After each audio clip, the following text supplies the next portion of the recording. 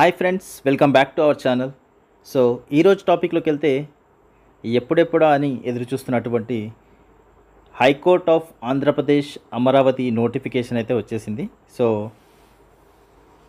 దీనికి సంబంధించిన వేకెన్సీస్ ఏంటి, పోస్టులు ఏంటి అనే డీటెయిల్స్ అయితే చూద్దాం ఇప్పుడు. సో ఇది వచ్చేసి మనకు ఆఫీస్ సబార్డినేట్ అనే పోస్ట్కి సంబంధించినటువంటి నోటిఫికేషన్ ఇది. అయితే ఇక్కడ పే స్కేల్ అనేది మెన్షన్ చేశాడు. 20,000 నుంచి 61,960 వరకు అయితే బేసిక్ పే అనేది ఉంటుంది మీకు. సో అన్ని అలవెన్స్లో కలుపుకొని శాలరీ అయితే 40,000 వరకు అయితే మీకు శాలరీ అనేది ఉంటుంది. ఆఫీస్ సబార్డినేట్కి సంబంధించినటువంటి శాలరీ ఇది. సో ఇక్కడ ఆన్లైన్ అప్లికేషన్స్ వచ్చేసి మీకు మే 13th నుంచి స్టార్ట్ అవుతున్నాయి.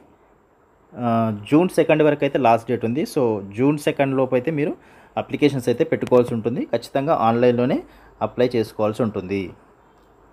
సో ఇక్కడ మనకు డిస్ట్రిక్ట్ వైజ్గా పోస్టులు అనేవి ఇచ్చారు, వేకెన్సీస్. అయితే అనంతపురం డిస్ట్రిక్ట్ సంబంధించినటువంటి వేకెన్సీస్ చూసినట్లయితే 43 వేకెన్సీస్ అయితే ఉన్నాయి. సో ఇక్కడ చూసుకున్నట్లయితే ఓపెన్ కేటగిరీలో ఉన్నాయి వేకెన్సీస్. ఈడబ్ల్యూఎస్ ఉన్నాయి, BCA, BCB, BCC, BCD, BCE, అలాగే SC, SC group 2, SC group 3, ST ప్రతి ఒక్కరికి వేకెన్సీస్ అనేవి ఉన్నాయి. సో ఓవరాల్గా మీరైతే కేటగిరీ వైజ్గా చెక్ చేసుకొని మీరైతే అప్లికేషన్స్ అయితే పెట్టుకోవాల్సి ఉంటుంది. అనంతపురంకి సంబంధించి 43 వేకెన్సీస్ అయితే ఉన్నాయి. అలాగే చిత్తూరు డిస్ట్రిక్ట్ సంబంధించినటువంటి వేకెన్సీస్ చూసుకున్నట్లయితే 85 వేకెన్సీస్ అయితే ఉన్నాయి ఓవరాల్గా. సో ఇక్కడ కూడా ఓపెన్ కేటగిరీలో ఉన్నాయి. EWS, BCA, BCB, BCC, BCD, SC group 1, SC group 2, SC group 3, అలాగే ఎస్టీ ప్రతి ఒక్కరికి వేకెన్సీస్ అయితే ఉన్నాయి. సో కేటగిరీ వైజ్గా చెక్ చేసుకొని మీరైతే అప్లికేషన్స్ పెట్టుకోవాల్సి ఉంటుంది. చిత్తూరు డిస్ట్రిక్ట్ సంబంధించి 85 వేకెన్సీస్ అయితే ఉన్నాయి. తర్వాత ఈస్ట్ గోదావరి డిస్ట్రిక్ట్ చూసుకున్నట్లయితే 43 వేకెన్సీస్ అయితే ఉన్నాయి. సో ఇక్కడ కూడా ప్రతి ఒక్కరికి ఛాన్స్ అయితే ఉంది. ప్రతి ఒక్క కేటగిరీ వాళ్ళకి పోస్టులు అయితే అలాట్ చేశారు. సో అదైతే చెక్ చేసుకోండి మీరు. తర్వాత గుంటూరు డిస్ట్రిక్ట్ సంబంధించి 60 వేకెన్సీస్ అయితే ఉన్నాయి. సో ఇక్కడ కూడా ప్రతి ఒక్కరికి వేకెన్సీస్ అనేవి మెన్షన్ చేశారు. తర్వాత కృష్ణా డిస్ట్రిక్ట్ చూసుకున్నట్లయితే 52 పోస్టులు ఉన్నాయి. సో ఇక్కడ కూడా ప్రతి ఒక్కరికి వేకెన్సీస్ అనేవి ఉన్నాయి. ఆ తర్వాత కర్నూలు డిస్ట్రిక్ట్ చూసుకున్నట్లయితే 55 పోస్టులు అయితే ఉన్నాయి. సో ఇక్కడ కూడా ఆల్మోస్ట్ ప్రతి ఒక్కరికి వేకెన్సీస్ అయితే ఉన్నాయి. తర్వాత నెల్లూరు డిస్ట్రిక్ట్ చూసుకున్నట్లయితే 49 వేకెన్సీస్ ఉన్నాయి. సో ఇక్కడ కూడా ప్రతి ఒక్కరికి వేకెన్సీస్ అనేవి ఇచ్చారు. ఆ తర్వాత ప్రకాశం డిస్ట్రిక్ట్ చూసుకున్నట్లయితే 59 వేకెన్సీస్ అయితే ఉన్నాయి. సో ఇక్కడ కూడా ప్రతి ఒక్కరికి వేకెన్సీస్ అనేవి ఉన్నాయి. ఒకసారి అయితే చెక్ చేసుకోండి మీరు అప్లై చేసే ముందు. తర్వాత శ్రీకాకుళం డిస్ట్రిక్ట్ చూసుకున్నట్లయితే 33 వేకెన్సీస్ అయితే ఉన్నాయి. సో ఇక్కడ కూడా ఆల్మోస్ట్ ప్రతి ఒక్కరికి వేకెన్సీస్ అయితే ఉన్నాయి. దాంతోపాటు విశాఖపట్నం డిస్ట్రిక్ట్ చూసుకున్నట్లయితే 73 వేకెన్సీస్ అనేవి ఉన్నాయి. సో ఇక్కడ కూడా ఆల్మోస్ట్ ప్రతి ఒక్కరికి వేకెన్సీస్ అయితే ఉన్నాయి. విశాఖపట్నానికి అయితే 73 వేకెన్సీస్ అయితే ఉన్నాయి. తర్వాత విజయనగరం డిస్ట్రిక్ట్ చూసుకున్నట్లయితే 30 వేకెన్సీస్ అయితే ఉన్నాయి. సో ఇక్కడ కూడా ప్రతి ఒక్కరికి వేకెన్సీస్ అనేవి ఉన్నాయి. తర్వాత వెస్ట్ గోదావరి డిస్ట్రిక్ట్ చూసుకున్నట్లయితే 17 వేకెన్సీస్ అయితే ఉన్నాయి. సో ఇక్కడ కూడా ఆల్మోస్ట్ అందరికీ కూడా వేకెన్సీస్ అయితే ఉన్నాయి. తర్వాత వైఎస్ఆర్ కడప డిస్ట్రిక్ట్ చూసుకున్నట్లయితే 52 వేకెన్సీస్ అయితే ఉన్నాయి ఇక్కడ. సో ఇక్కడ కూడా ఆల్మోస్ట్ ప్రతి ఒక్కరికి వేకెన్సీస్ అనేవి ఉన్నాయి. సో దీనికి కావాల్సినటువంటి ఎడ్యుకేషన్ క్వాలిఫికేషన్ ఏముండాలంటే must have passed 7th class examination. So ఖచ్చితంగా మీరు మినిమం అయితే 7th క్లాస్ అయితే పాస్ అయి ఉండాలి. అలాగే candidates who failed intermediate or equivalent examination. ఒకవేళ ఇంటర్మీడియట్ కానీ లేదంటే దానికి ఈక్వల్ ఎగ్జామినేషన్ ఏదైనా ఫెయిల్ అయిన క్యాండిడేట్స్ మాత్రమే అప్లై చేసుకునే ఛాన్స్ అయితే ఉంది. ఒకవేళ ఇంటర్మీడియట్ పాస్ ఉంటే మాత్రం ఈ ఆఫీస్ సబార్డినేట్ పోస్ట్కి అయితే మీరైతే అప్లై చేసుకోవాల్సిన అవసరం లేదు. 7th నుంచి ఇంటర్మీడియట్ ఫెయిల్ అయిన వాళ్ళు అంటే 10th పాస్ అయిన వాళ్ళు కూడా ఈ పోస్ట్కి అనేది అప్లై చేసుకోవచ్చు. ఒకవేళ ఇంటర్మీడియట్ పాస్ ఉంటే మాత్రం మీరైతే అప్లై చేసుకోకపోవడమే బెటర్. సో మీరైతే ఖచ్చితంగా ఆన్లైన్లో అప్లై చేసుకోవాల్సి ఉంటుంది. సో ఇక్కడ ఇంకొక పాయింట్ ఏంటంటే ఈ ఆఫీస్ సబార్డినేట్ పోస్ట్కి అప్లై చేసుకునే వాళ్ళకి ఏంటంటే కుకింగ్ కానీ carpentry, plumbing, electrical, painting and etcetera. ఈ స్కిల్స్ అయితే ఏమన్నా ఒక స్కిల్స్ అయితే మీకు వచ్చి ఉండాలి. సో ఈ స్కిల్స్ ఉంటేనే మీరు ఆ పోస్ట్కి అనేది అప్లై చేసుకోవాల్సి ఉంటుంది. ఒకవేళ లేకపోయినా ఏదో ఒక స్కిల్ అయితే మీరు మెన్షన్ చేయండి. తర్వాత నేర్చుకున్న ప్రాబ్లం ఉండదు కాబట్టి సో ఏదో ఒక స్కిల్ అయితే ఖచ్చితంగా మెన్షన్ చేయాల్సి ఉంటుంది. మీరు అప్లై చేసేటప్పుడే ఈ స్కిల్ అనేది మెన్షన్ చేయాల్సి ఉంటుంది అప్లికేషన్లో.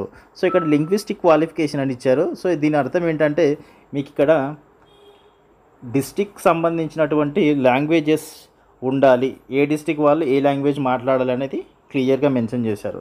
So for example Anantapur district వాళ్ళకి తెలుగు మరియు కన్నడ అయితే ఖచ్చితంగా రావాలి. సో తెలుగు అండ్ కన్నడ వస్తేనే మీరైతే అప్లై చేసుకోవాల్సి ఉంటుంది. తర్వాత చిత్తూరు డిస్టిక్ వాళ్ళు చూసుకున్నట్లయితే తెలుగు మరియు తమిళ్ అయితే వచ్చి ఉండాలి. దాంతోపాటు వైఎస్ఆర్ కడప చూసుకున్నట్లయితే తెలుగు ఉంటే సరిపోతుంది. ఈస్ట్ గోదావరి వాళ్ళకు ఓన్లీ తెలుగు ఉంటే సరిపోతుంది. వెస్ట్ గోదావరి వాళ్ళకు కూడా ఓన్లీ తెలుగు ఉంటే సరిపోతుంది. గుంటూరు వాళ్ళకి తెలుగు ఉంటే సరిపోతుంది. కృష్ణా డిస్టిక్ వాళ్ళకి తెలుగు ఉంటే సరిపోతుంది. కర్నూలు వాళ్ళకు కూడా తెలుగు ఉంటే సరిపోతుంది. నెల్లూరు డిస్టిక్ వాళ్ళకు కూడా తెలుగు ఉంటే సరిపోతుంది. శ్రీకాకుళం వాళ్ళకు తెలుగు మరియు ఒరియా లాంగ్వేజ్ అయితే వచ్చి ఉండాలి. విశాఖపట్నం వాళ్ళకి తెలుగు ఉంటే సరిపోతుంది. విజయనగరం వాళ్ళకు తెలుగు మరియు ఒరియా అయితే వచ్చి ఉండాలి. అలాగే ప్రకాశం డిస్టిక్ వాళ్ళకి తెలుగు మాత్రమే వచ్చి ఉంటే సరిపోతుంది. సో ఇక్కడ మెన్షన్ చేసిన లాంగ్వేజెస్ అయితే ఖచ్చితంగా మీకు వచ్చి ఉండాలి. ఎందుకంటే లాంగ్వేజ్ టెస్ట్ అనేది చెక్ చేస్తారు మీకు. సో ఖచ్చితంగా మాట్లాడగలగాలి మీరు. సో ఇక్కడ ఏజ్ లిమిట్ చూసుకున్నట్లయితే మీకు మినిమం 18 ఇయర్స్ అయితే ఉండాలి. సో మ్యాక్సిమం 42 ఇయర్స్ అయితే ఉంటే సరిపోతుంది.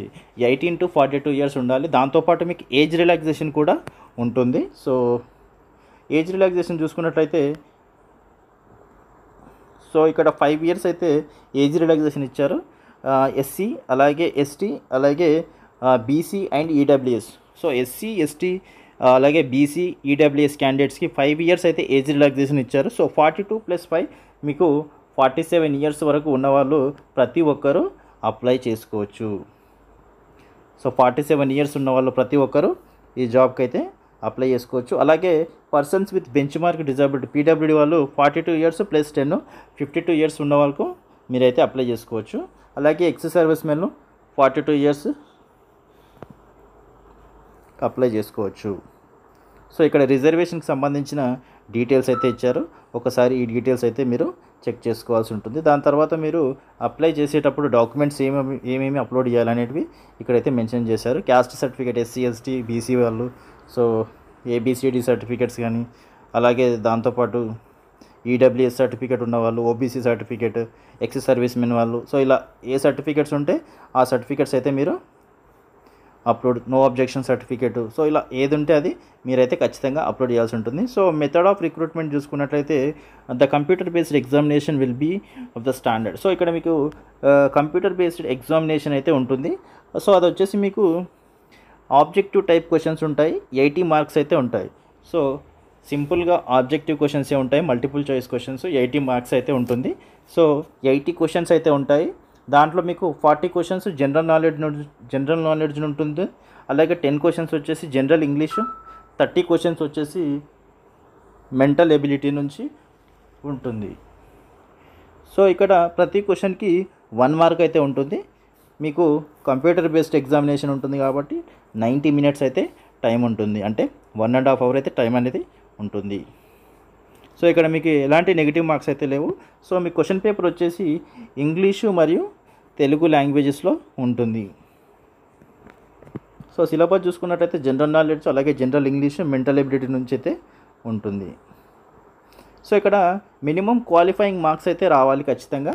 సో అది వచ్చేసి మీకు 40% అయితే ఓపెన్ కాంపిటీషన్ అలాగే ఈడబ్ల్యూఎస్ ఓపెన్ వాళ్ళకి అలాగే ఈడబ్ల్యూఎస్ వాళ్ళకి 40% మార్క్స్ అయితే రావాలి. అలాగే 35% అయితే బీసీ వాళ్ళకి రావాలి. 30% అయితే ఎస్సీ ఎస్టీ అలాగే persons with bench mark disability so వాళ్ళకు 30% వస్తే మీరైతే క్వాలిఫై అవుతారు. సో ఖచ్చితంగా ఇండియన్ సిటిజన్ అయి ఉండాలి జాబ్కి అయితే అప్లై చేసుకోవడానికి. దాని తర్వాత మెరిట్ లిస్ట్ అనేది మీకు వచ్చినటువంటి మీరు ఎగ్జామ్లో వచ్చినటువంటి మార్క్స్ బేస్డ్ మీద మీకు మెరిట్ లిస్ట్ అనేది ప్రిపేర్ చేస్తారు. సో దాని తర్వాత లాంగ్వేజ్ టెస్ట్ కూడా ఉంటుంది. సో సింపుల్గా దాంట్లో క్వాలిఫై అయితే సరిపోతుంది. దాని తర్వాత మీ సెలెక్షన్ అనేది కంప్లీట్ అవుతుంది. సో దీనికి ఎగ్జామినేషన్ ఫీ కూడా ఉంటుంది. సో అప్లికేషన్ ఫీజు వచ్చేసి 800 రూపీస్ అయితే ఉంది. ఓపెన్ కేటగిరీ వాళ్ళకు, ఈడబ్ల్యూఎస్ బీసీ కేటగిరీ వాళ్ళకు 800 రూపీస్ ఉంది ఫీజు. అలాగే ఎస్సీ ఎస్టీ అండ్ పీడబ్ల్యూడీ క్యాండిడేట్స్కి 400 రూపీస్ అయితే ఎగ్జామినేషన్ ఫీ అయితే ఉంటుంది. సో 400 అలాగే 800 అయితే ఖచ్చితంగా పే చేసుకోవాల్సి ఉంటుంది. ఒకవేళ మీరు సపరేట్ పోస్ట్కి అప్లై చేసుకున్నట్లయితే ప్రతి పోస్ట్కి డిస్టిక్ అలాగే ప్రతి డిస్టిక్ సపరేట్గా, ప్రతి పోస్ట్కి సపరేట్గా అప్లై చేసుకుంటే ప్రతిసారి మీరు అప్లికేషన్ ఫీజు అనేది పే చేయాల్సి ఉంటుంది. సో ఇక్కడ జనరల్ ఇన్స్ట్రక్షన్స్ అయితే కొన్ని ఇచ్చారు. అప్లికేషన్కి అప్లై చేసే ముందు ఈ జనరల్ ఇన్స్ట్రక్షన్స్ అయితే ఒకసారి చదువుకోవాల్సి ఉంటుంది. సో ఇది ఫ్రెండ్స్ హైకోర్టుకి సంబంధించినటువంటి ఆఫీస్ సబార్డినేట్ అనే పోస్ట్కి సంబంధించినటువంటి జాబ్ డీటెయిల్స్. సో ఖచ్చితంగా ఎలిజిబుల్ క్యాండిడేట్స్ ప్రతి ఒక్కరూ అప్లై అయితే చేసుకోండి. ఎందుకంటే మినిమం 7th క్లాస్ పాస్ అయితే సరిపోతుంది, అలాగే 10th క్లాస్ పాస్ అయినా సరిపోతుంది. ఇంటర్మీడియట్ ఫెయిల్ అయిన వాళ్ళు కూడా దీనికైతే అప్లై చేసుకోవచ్చు. సో ఇంటర్మీడియట్ పాస్ అయిన వాళ్ళు, అంతకు మించి హయ్యర్ క్వాలిఫికేషన్ ఉన్న వాళ్ళు మాత్రం అసలు అప్లై చేసుకోకండి. సో ఖచ్చితంగా ఈ ఇన్ఫర్మేషన్ అయితే యూస్ఫుల్ అవుతుందని అనుకుంటున్నాను. మీకు వీడియో కనుక నచ్చితే వీడియోని లైక్ చేసి, షేర్ చేసి, కామెంట్ చేయండి. అలాగే ఛానల్ని తప్పకుండా సబ్స్క్రైబ్ చేసుకోండి. And thank you so much for watching this video.